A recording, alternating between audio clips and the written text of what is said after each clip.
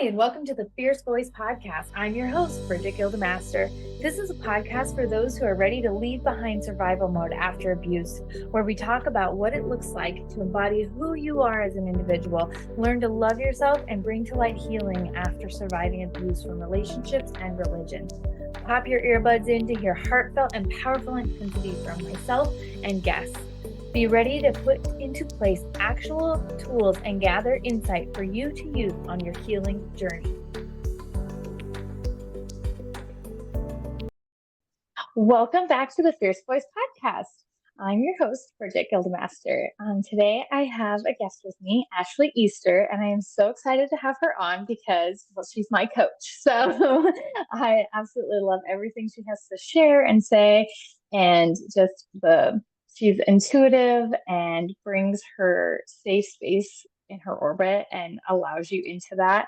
And it's just been a pleasure to be around her. And so I'm going to fumble all over my words because I love you. So, Oh my gosh. but I am so excited for you to join us today. Yeah, I'm so glad to be here. Just knowing that you're doing this work, starting this podcast, I just feel like it's going to connect with so many different people. And so I'm just honored to be here. I love your vision and mission for this platform. And yeah, I'm just really excited to be here. Awesome. Thank you. Yeah. Yeah. So why don't you go ahead and introduce yourself a little bit and what you do and share a little bit of your story. I know you said spiritual abuse was intuitively coming up for you today. So maybe a little bit about your story around that and whatever you feel you'd like to share. Yeah. So, as Bridget said, I'm Ashley Easter. I do a couple different things. I'm the founder and executive director of Courage 365, a nonprofit for abuse survivors. And we have found ourselves focusing a lot on people who've experienced abuse within faith communities or culty type communities. That's my background. I am also an intuition coach and I help people with building their advocacy platforms. And so I do a variety of things, but I came to it really because of the experiences that I've had. So I grew up in a very cult-like environment. If anybody's familiar with these two documentaries, it's think about these like smushed together. That was my life. So if you've seen like shiny happy people with the Duggars and like the quiverful movement type stuff, and then the recent documentary Let Us Pray about independent fundamentalist Baptists, my story is kind of like a mix of those too. So we were independent fundamentalist Baptist and quiverful. And I was also a stay-at-home daughter, which basically is this idea that even as an adult woman, you continue to submit to your father until he gives you away in marriage to another man that you then submit to for the rest of your life. And not surprisingly, there was a lot of different types of abuse I experienced in that co-like environment. And some of it definitely was spiritual abuse. And so I really have a passion for helping people untangle that piece, whether they decide to remain in faith or not. I think when you grow up believing that if you don't please this deity and people are telling you what you must do to please him or displease him, I think that puts a lot of pressure on a person and on top of other types of abuse when God is used to justify abusive behavior. I think it just hits harder for a lot of us. And so that's what I really love to chat with people about is how to kind of untangle that, understand what happened to them, and then help them reconnect back with themselves and their intuition so they can make choices for themselves without fear, without um, relying on everybody else telling what they should do, and just really leading a life based on self-empowerment. So that's kind of who I am, a little bit of what I do, and yeah, what I love to help people with. Yeah, no, oh, I love it. Yeah, and you also recently had your first TED Talk published, which was all about this as well. So that's amazing. You had a lot in there about that as well. Yeah, I was really excited for that opportunity. Doing a TEDx talk was definitely on my bucket list for a while, and so that one particularly, I talked a little bit about my story and then kind of covered some of the different facets of cults and what makes something a cult. And I Mhm. think whether a person is in a cult or not, a lot of times these same types of control can overlap into a lot of toxic spiritual communities. And so I think people can kind of pick up on that, whether it was a full-fledged cult or simply just very toxic. So I'm hoping that that message gets out there. Yeah, yeah, for sure. Yeah, I loved how you pinpointed all the things of like, this is what you can look for. And I love how you bring in the intuition side of it and bring it back to self because anybody can bullshit us into Yeah. believing and going along with it, especially when like you understand you were raised in it, and so having that perception of a different reality, seeing through that is really hard. Mm. Yeah, for sure. I feel like when we're in these toxic faith environments, particularly if it's very isolating, like, you don't know what the other options are on the outside. And it's one thing, and it can be very powerful to have a person manipulating you to do their bidding. But then when you like add the layer of like, they say God is telling you to do this, like it adds a complete other dimension of fear and like trying to stay in line and not push boundaries, and so, for sure. Yeah. So what since we were talking about that and like your stay at home, I I'm can sorry. pause if you need me to. No, Yeah, you're good. I can I just pause. had a notification pop up, and so I wanted to turn that off so it doesn't happen again. I Oh, think you're it was fine. on Yeah, I can text. edit. Yeah, no worries. Okay, sorry about that. No, don't worry about it. Okay, there we go. It shouldn't go off again. Okay, cool. No worries. All right. Yeah, so can you elaborate more? So I feel like obviously because my story is around being immersed in all of that, and then it affected my decisions as an adult, who I married, all of that. And so what was your experience and how, that control affected you as a woman? So I think in cult environments, in toxic faith environments, everybody experiences a level of control except for maybe some of the people at the very top. But I do think that women tend to get it a lot harder. And so, in my experience, there was a lot of very overt patriarchy. I remember being told as a young girl that because I was a woman, I was more easily deceived than men, and that my role was always going to be to submit to a male authority of some kind or another. And um, really just causing me to doubt that inner voice and instead rely on male spiritual leaders. And I found that that really put me in a lot of dangerous positions because I had got feelings, but I had been so taught that I couldn't trust myself that I would place the will of men, the leading of men over what felt good in my body. And so, there was a lot of those types of things. But I even noticed there's oftentimes this kind of debate in churches, whether you are Arminian or Calvinist or a Universalist. There's like all these different beliefs about like what salvation entails. But particularly in my teen years, there was a lot of Calvinism that became stronger in our church. And so there was a huge emphasis on just the complete unworthiness of each individual as a person.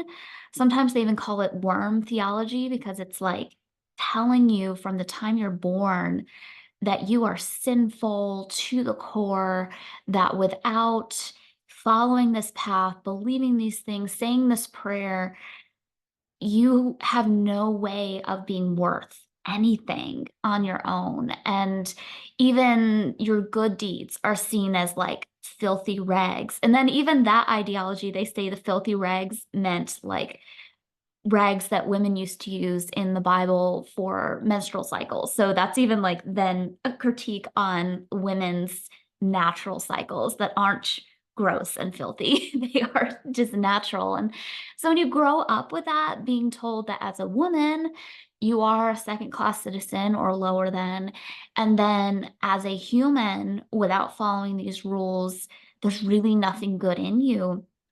I think not only does it cause you to doubt yourself, but it really leaves you open to control. Because when you feel like you are incapable of making decisions for yourself, when you feel like you are incapable of good and you're always second guessing your own emotions, your own feelings, your own desires, it's very easy for a leader to come in and then say, well, these are the steps you need to do to be holy or to be safe and not go to hell, those types of things. So I definitely saw a lot of that.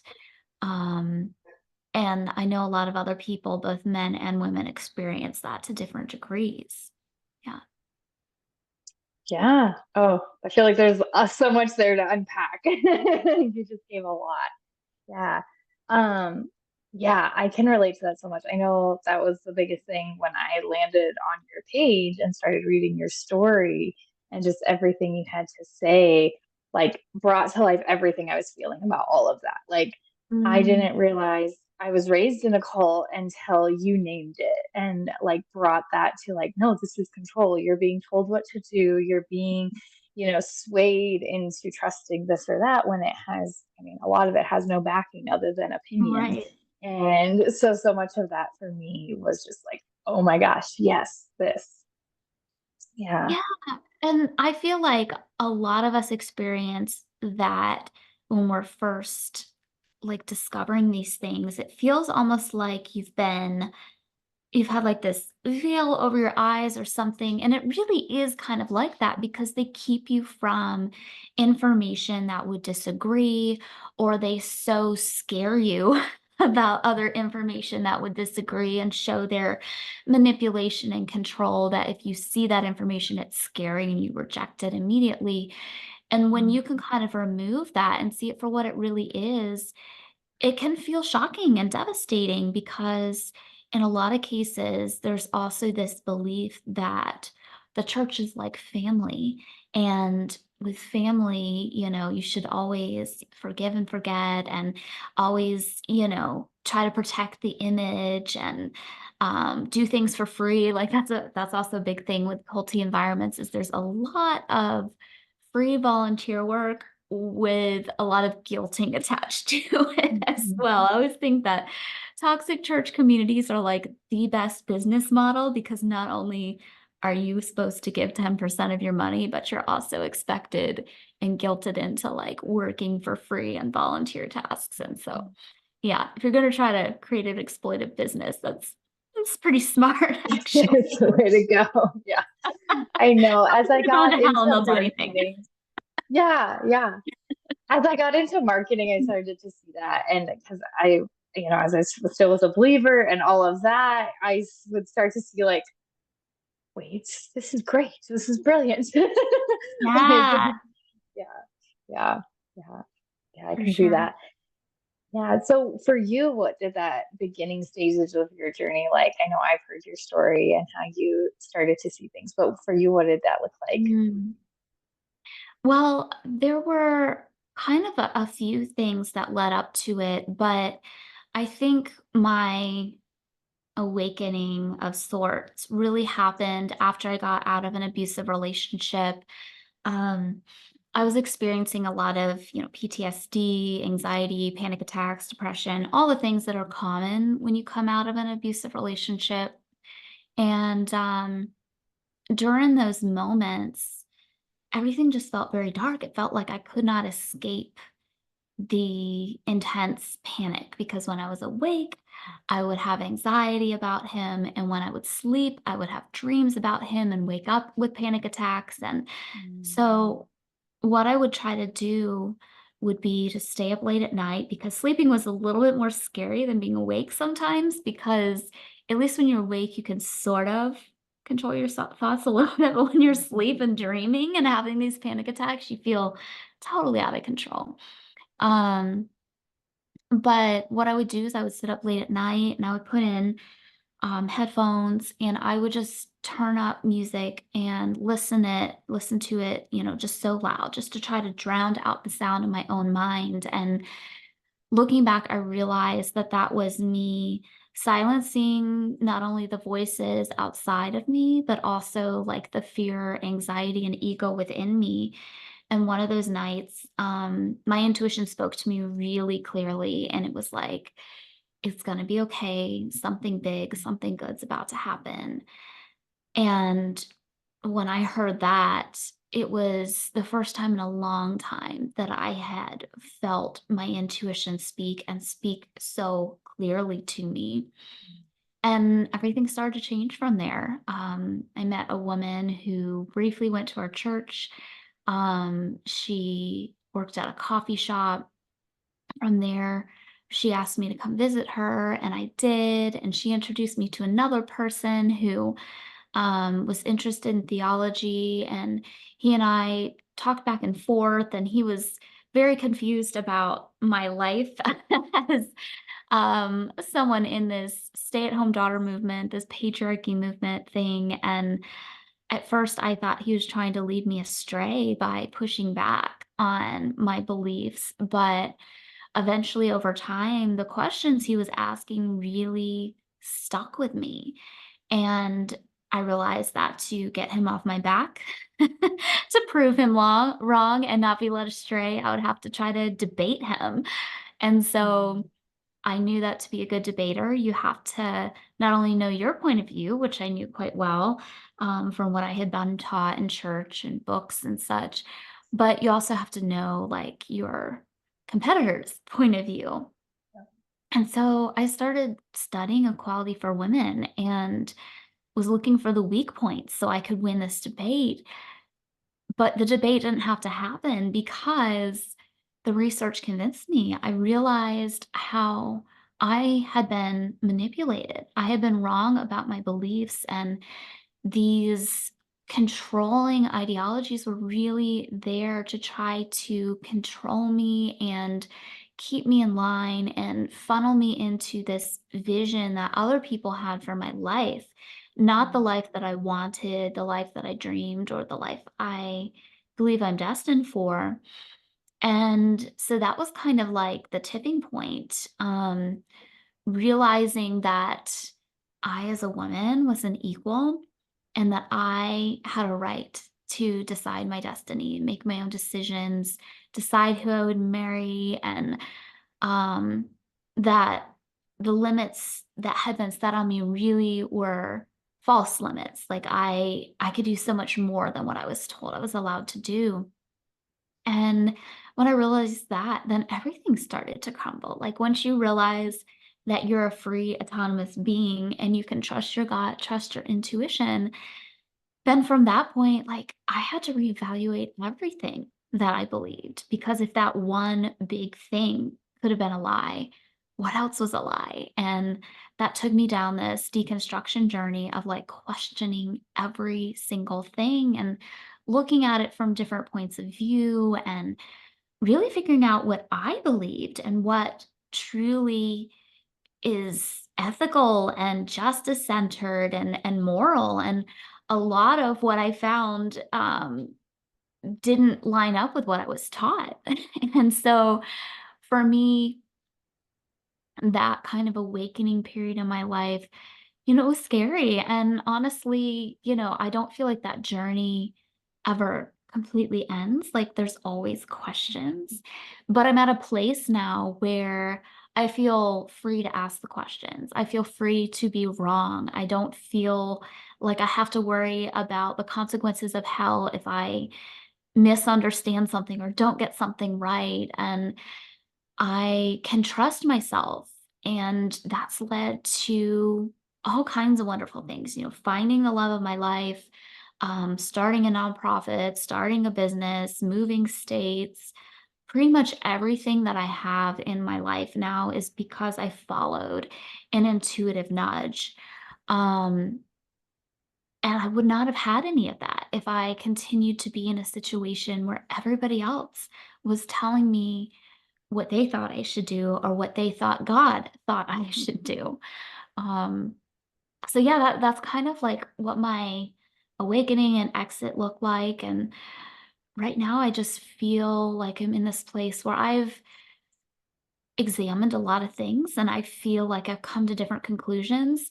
But at the same time, the more information I get, um, the more I'm able to reconsider things. And so I continue to be open to maybe I'm wrong about this, or maybe I'm not looking at this from the big picture standpoint. And with new information, I allow myself to have been wrong about something and to grow and expand. And I just believe that that's kind of what we're supposed to do as adults is not stay at this forever infantilized version of ourselves where we have like the sky daddy telling us everything that we have to do. And I think it's, our um it's really a healthy thing as adults to begin questioning things and discovering things for ourselves and not having others tell us exactly what we should do and how we should live. And it just seems like a natural maturing that so many people don't get the experience of living because of the control they're under. Yeah, I love that. I can agree 100%. And I feel like in those cultic situations, it's more of you've arrived and like you do know it all. And like you said, you're trying to convince the other person, no, no, you don't understand where I'm coming from. Yes. I'm right. You're going to come believe what I believe. I remember so many times, even, in high school, those first jobs where you're like, no, no, you don't understand. Like, the woman is totally submissive under the man. Like, let me convince you. And instead of, yeah, like being open to what could be, because how are you as a person, if there is a God, all knowing already yourself about, well, this must be the right religion. It's all good because this is what I've been told since my youth. Hmm. Yeah, yeah. Yeah. And I would just encourage people who are kind of in that moment, like, if you do believe in a all-knowing, all-loving, omnipotent God, like, that God would be able to handle your questions, and so you Mhm. can feel free asking those. Otherwise, that's not a very powerful God. And so, Yeah, exactly. um, yeah, I think some people put the idea of God in such a small, small box, that can't be questioned or, looked at from different angles. And yeah, if you believe in God, I think God is much bigger than the small box that cults and toxic forms of religion like to put God in. Mhm. Yeah, and I feel like, especially when it comes to women or children or the people at the bottom of that, they don't have that opportunity to question because, yeah, the people above them aren't. They don't know the answers themselves, and so if we start Mhm. questioning and don't have those open, equal conversations, then that's when Mhm. the problems start. Right. And I even think, I don't know if this is your experience, but I feel like sometimes they create a facade of you believing that you're allowed to ask questions. But when you ask questions, you're pointed to like their propaganda or their books or sermons or their favorite teachers to get the answers. And so sometimes they make you feel like you can ask any question, but you're only really allowed to settle on the answers that they give you. Um, and I think for a while that made me think, "Oh, I really am thinking critically about things," but it was less that I was thinking critically and more that, um, the answers that I was receiving were so limited in perspective and um, yeah, I think it's just so important to hear from different angles and to get information you don't agree with. That's not a bad thing. Like, it's Mhm. just information. And I think there's this fear that if we experience information outside of what the group thinks is true, that we might change our minds. And I think that's a valid point. We might. But Mhm. if they have the truth, then, we would always come back to their truth. So what are they really afraid of? Maybe they don't have the truth. They just don't want us to see that.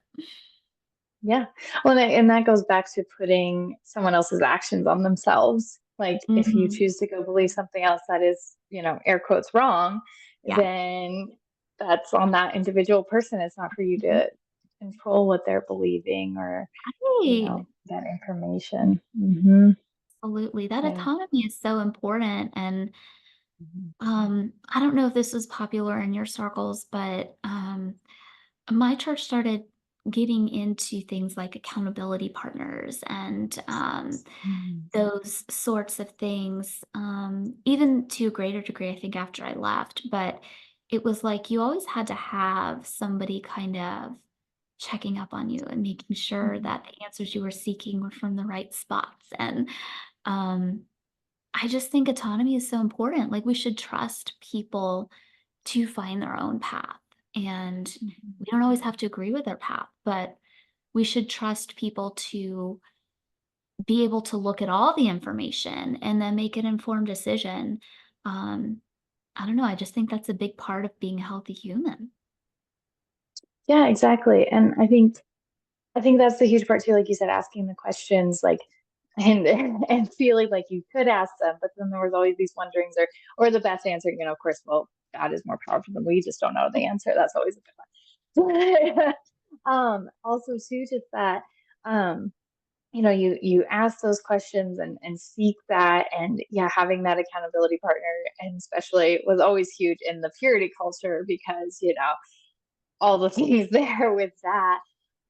There was a little bit of that, and well, especially I experienced that in marriage counseling. Well, we'll Mhm. just kind of keep track and keep accountability. And the thing that was always my question was like, I don't feel. I was always told my heart is evil, and I just want to do evil and evil, evil, evil. And while yes, there were some things I did that didn't turn out well, and I had a lying problem as a child but now I can see why psychologically, and there's other things, but like my heart, like I truly never wanted to do things for evil. Like my intent was always to help, always to, sacrifice and do more and more. And so to always be told that, you're just a Right. horrible person Mm, was such a struggle.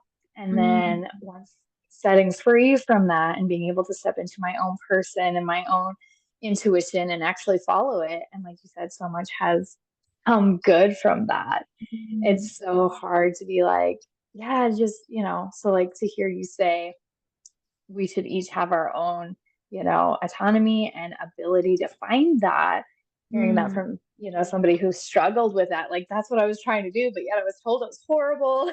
Yeah. It's so freeing.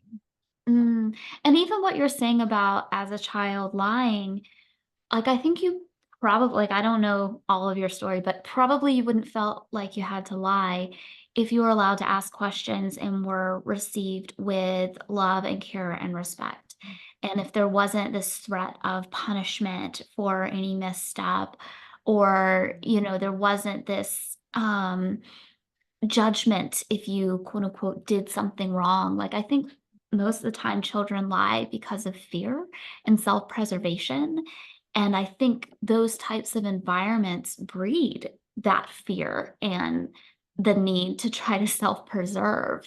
So I think they almost like create this never-ending cycle that just causes people to do behaviors that maybe they don't want to do or wouldn't do otherwise, and then they're shamed for them, and then the shame makes those behaviors worse, and then there's more shame, and it's just like this shame cycle. And Yeah. if I didn't know better, I would say that that's on purpose. Hmm. Exactly. And it is. And that's, you learn, that's, yeah, psychologically, you learn more about gentle parenting and the safe environment and holding that space for each other. It's like, oh, that makes so much more sense now why a child has an outburst or not being Mm, bad, Yep, yeah. exactly. And on But that note, I'm just curious what your thoughts are, but it seems to me that a lot of times people's parenting style in these groups really reflects their idea of what they think God is like as a parent. And if they believe that a loving God would cast somebody into eternal torment and flames, and they're supposed to be more like God, as a parent, like, gentle parenting's kind of out of the question. If that's really what you believe is your model, and I'm just curious if you've seen, like, a reflection of those 2 types of beliefs. yeah, I mean, I think that's something that's I've noticed too, and like was part of my deconstruction with like realizing how Christianity is changing with our generations. And so God and that thought of anger and love is evolving. And it's like, well, how can it do, how can God change like that just with people's understanding? Like, Right. why does this all of a sudden become okay? Because yeah, it definitely, like spare the rod, spoil a child, like that does not fit, which I mean, that was one of my first introductions into gentle parenting was that Mhm. verse doesn't mean what, Right, that's yes. not what the shepherd used the rod for. And so then you No. start to question, like, okay, wait, the thing I have understood from 5 years old is now not even what it's supposed to be. And now, so now we can allow gentle parenting in and allow that Mhm. love in all of a sudden. And yeah, I don't think, the old view of Christianity can allow for gentle parenting, Mhm. which, brings up a whole lot of questions. So, Sure does. Yeah, yeah. yeah. Well, yeah, that's helpful to know that you've seen that too, because I was curious if anybody else was picking up on kind of those parallels, but everything you said makes sense. Yeah. Yeah, and it's just I see it more and more. I actually just saw a post the other day on how her point of view was she doesn't believe in um, you know ADHD. There's a couple other ones, and she gave her reason for how when a child is treated a certain way, they act a certain way, and I Mm, just resonated so much. I was like, yeah, you're trying to fit these kids into these systems, which is what the church does with people too. We try to fit into these boxes, try to fit a circle into a square, and or a round peg and however you say that. yeah, yeah. And it doesn't work. And, because we're not holding space for the individual and we're trying to say, you need to be this way. And then they act out. And, and with development and how we've seen how the brain works under love and a safe space versus how we've seen how a narcissist causes brain damage. And Mm, so, and so many of those mindsets in parenting were narcissistic, like the manipulation of a child, I mean, lying to a child. I mean, we even parents modeled that for their kids, and to keep control. And it's just not, yeah, there's just a lot there. Yeah. mm, wow. Yeah. So yeah, well, I hate to cut this off because I feel like we could really get into the meat of some things, but I do have to go as well. So, and I don't want to waste any of your time, and I really appreciate you coming on and just, oh my gosh, all the gems and little things you shared were just immaculate and so helpful. So, yeah. Well, I absolutely love being here. I think these are important conversations to have. And again, I love your mission and vision, and just really honored to have the opportunity. So thank you. Yeah, thank you. Yeah, well, same to you. So share where people can find you. Your nonprofit is absolutely amazing. You have a Facebook group, all of that. I know you have some more things in the works with that as well. So Mhm. share all of that where people can get a hold of you and get in touch. Yeah, so if you're looking for support around being an abuse survivor of any type, most of our survivors do have some sort of religious element that was either shaming or abuse happened in that environment. But we support any type of survivor at Courage 365, and you can go to courage365.org. We have a ton of free resources, trainings, workshops. Ebooks, flashcards to help mitigate trauma.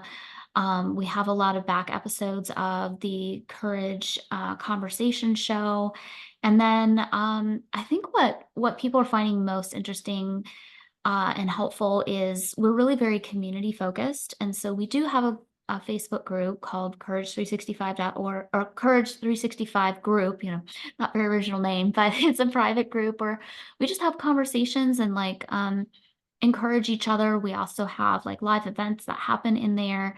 And then we have support groups, virtual online support groups, and all those types of things. But then aside from the nonprofit, I also am an intuition coach, and I teach people who've experienced trauma from relationships or from cult-like environments how to trust themselves again, how to tap into their intuition for safety, abundance, and success. And you can find me on Instagram for all the details on that at I am Ashley Easter.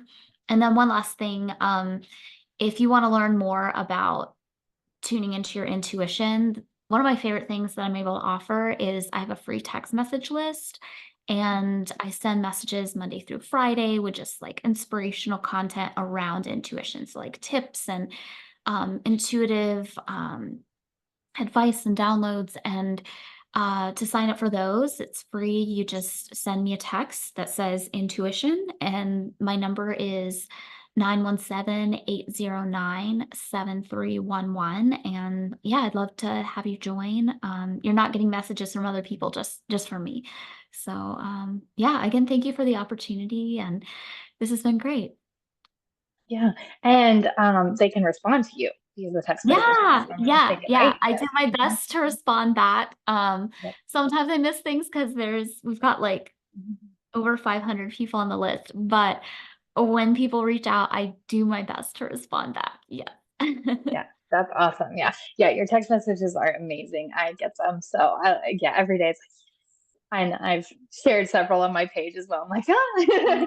So So glad. yeah, yeah, they're great. Yeah. So awesome. Well, yeah, thank you again for coming on here. I'll have links to everything that she mentioned, but how to get a hold of her in the show notes. And we will catch you next time on the Fierce Voice podcast. Thank you for joining us today on the Fierce Voice podcast. I truly hope you found healing insight, tools, and a space held for you in this journey. We are all in this together, and you are not alone. You can find me, your host, Brigette Gildemaster, on all social media platforms, and check out my website at www.brigittegildemaster.com, where you can listen to past Fierce Voice episodes, check out my media features, find my books, and inquire about booking me for your next virtual or in-person event. My keynotes are impactful with real-life stories, actionable tools, and inspiration for healing after a life-altering experience. Or check out my workshop event to learn more about how you can prevent abuse in your area.